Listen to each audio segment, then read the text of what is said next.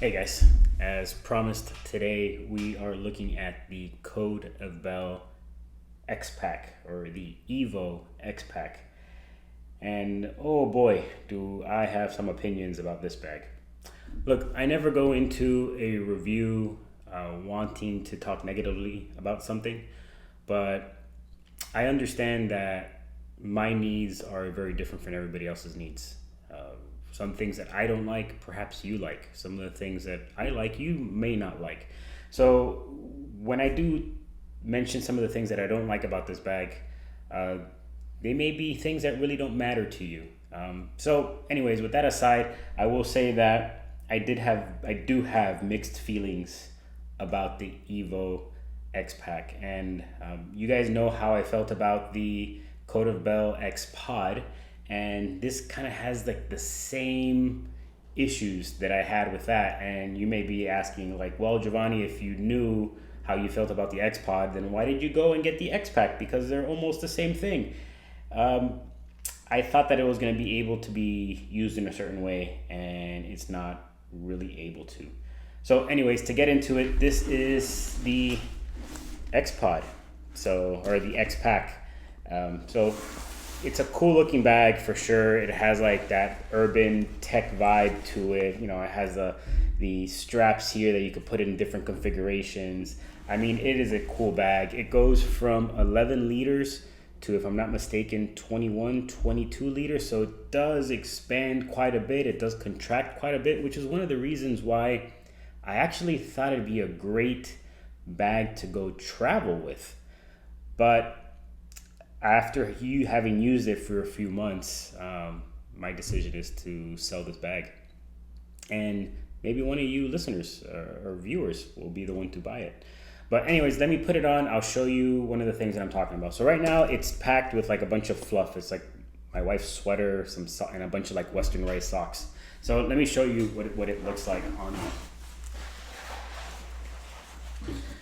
So you could see there's like a lot of stuff going on. There's like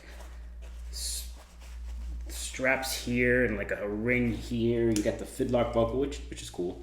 Then you have more strap management here because this thing is strappy. And then it's like a big bag. So it's a big bag when it's packed out. So would you want to take this with you on a trip? Maybe. But I don't know, for me it was a tough sell. Okay, let's go on to the outside and we'll kind of take a brief tour of the bag and you can see some of the things that I'm talking about. So let's do the tour first and then we'll talk about some of the things that I like and don't like about the bag. So off the front here, this is nice X-Pak material. Look, the material here is great. This is a high quality bag and it is quite pricey. It's $230 US. So it is quite pricey, but anyways, good materials, nice like Ykk zips. All of them are weather coated Ykk zips. So you have these two straps here that you can take off or keep on however you want. There's these G clips that you can take the straps off. And for the sake of the review, let's take them off. So here you have like this front compartment that acts kind of like a duffel bag. So let me take out all the stuff. So Western rice socks, more Western rice socks, stuff. Okay, so you have this front compartment here that acts like a duffel bag. And it's actually quite big. And you see here, you have like this nice bright orange lining. But here's one of the things that's kind of weird about the bag, right? So this is the way it's supposed to be held upright. There's a pocket here. I don't know if you guys can see it, but there's a pocket that's upside down. So when you're holding the bag upright, there's an upside down pocket. Not sure why, but okay. Anyways, this is just a large compartment here. Very useful as a duffel bag. Like if you're gonna use this as a gym bag, hey, you know what? That might not be bad. That might be actually a pretty good use case for this bag. So once this is empty, you can like fold this over and actually these look pretty sleek. Okay, so then we have a water bottle pocket here, which this is a 21 ounce Hydro Flask, and I could barely fit this into the water bottle pocket because it has like this latch, right? And this latch is great when this is empty because then you can close this up and then cinch it down. You know, it creates like a nice little profile, right? But it doesn't really support a big water bottle. So even like a 20-ounce Coke or something like that probably wouldn't fit that well in here. All right, so let's continue on to, okay, so here on the side, there's like these two really small, almost useless pockets, but you can maybe put some ear pods in there. I ended up putting like Skittles and stuff in there. And yeah, small pocket. All right, going to the back. The back is interesting, super beefy shoulder strap, really nice, really, it's actually quite comfortable considering that you can put 22 liters worth of stuff in here. And I did kind of load this down and it felt pretty good. So then also you have, again, great materials. This is like super squishy. This is super squishy, so nice and comfortable. So on the back you have these two kind of flat compartments, but on the other side is another compartment, and the two do not meet. This isn't the same compartment. This is actually two separate compartments. I guess it's for maybe ambidextrous use, which I could appreciate. I do like a sling that's ambidextrous. But if you do decide to use both, then you kind of have to have flat items in here, because if not, it's going to affect how it feels on your back. It's going to affect the main compartment. One thing I did notice is as you use the zippers, there's so many latch points on this bag that sometimes the zippers get stuck and you have to kind of like maybe manually pull the latch point back so that the zippers can be smooth. So on the other side, you have some more pockets. So you have like more little small pocket here for stuff and another little small pocket. So if I'm not mistaken, three pretty small, as I said, kind of useless pockets. I mean, I tried to put a few things here and there, but I didn't find them to be entirely useful. It's hard to get stuff in and out of these small pockets. So, okay, so let's pull this aside. So let's say that you want to get into the bag, right? So you have these this zipper right here. So you can open it, right? But then this buckle gets in the way. So unless what you want is like right there and small enough, every time you get into the bag, you have to take this out and then open it up. So let's go into this compartment right here. This compartment is not clamshell, it's not duffel style. This is like more like a backpack style. So you have like a nice little laptop compartment here, or a tablet compartment. I think maybe a 13-inch would probably fit in here tight, but you could definitely fit a smaller like Air or tablets and stuff like that. You have some pen holders, you got some like tool holders, you got this little Velcro thing. There's a mesh pocket, two mesh pockets here, and then just like the main capacity of this pocket. But here's the thing, to get into this, again, every time you need to unclick this buckle, because this buckle is used to cinch that flap of X-Pak material.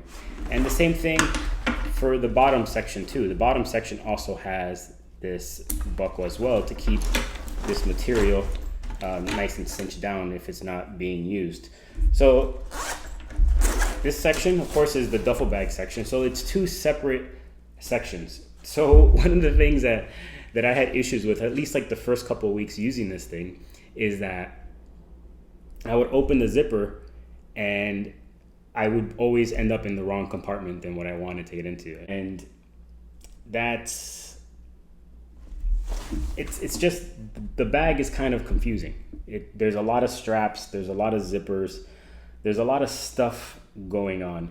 And if you are an advanced bag user, somebody who has many years of carry experience, maybe these things don't matter to you. You are adept at really getting used to this. There's another YouTube review of the X-Pak. I forget the name of the person, but he said that this is something that you have to get to know it. You have to become familiar with it, and you have to kind of like finesse it to make it be the bag that you want it to be. And to me, that seems like a lot of work for a bag. If I'm gonna spend $230 on a bag, I want the least amount of friction as possible.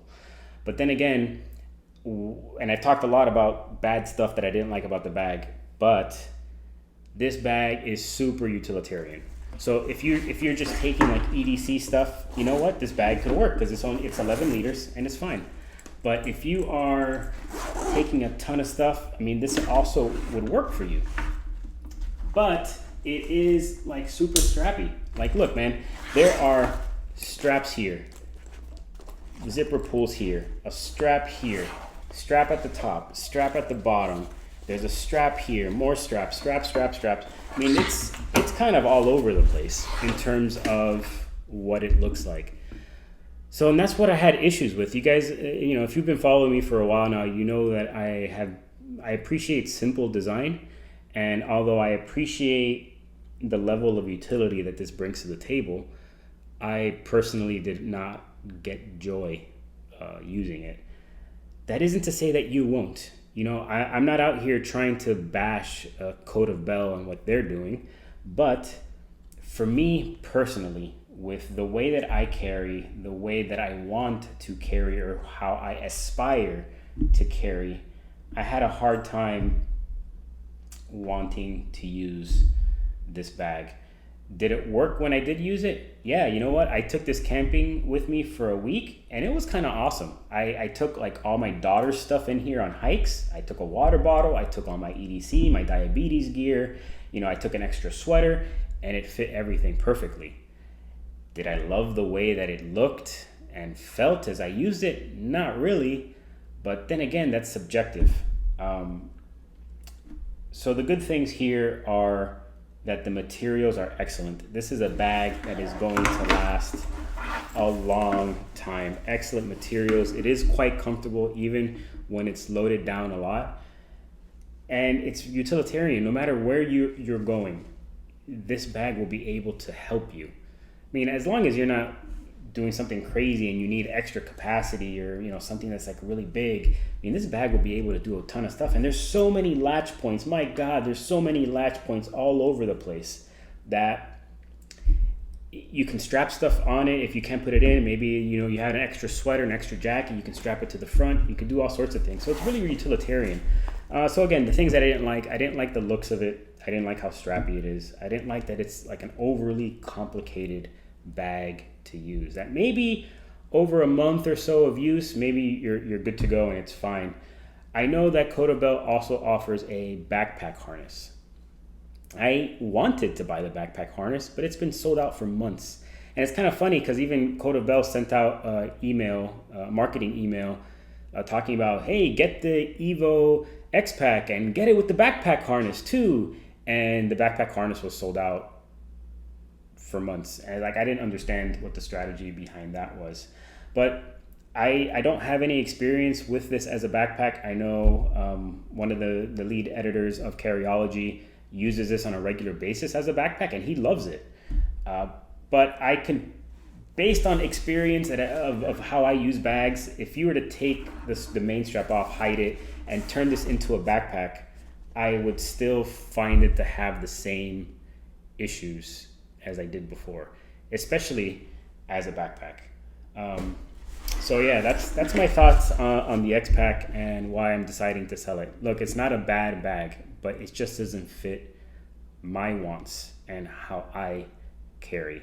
I like things to be simple, you know? So when you look at some of the other bags that I've really liked, they've been simple in design. Things like Troc, things like Bellroy, even the Goruck Heritage. So just a simple design that works.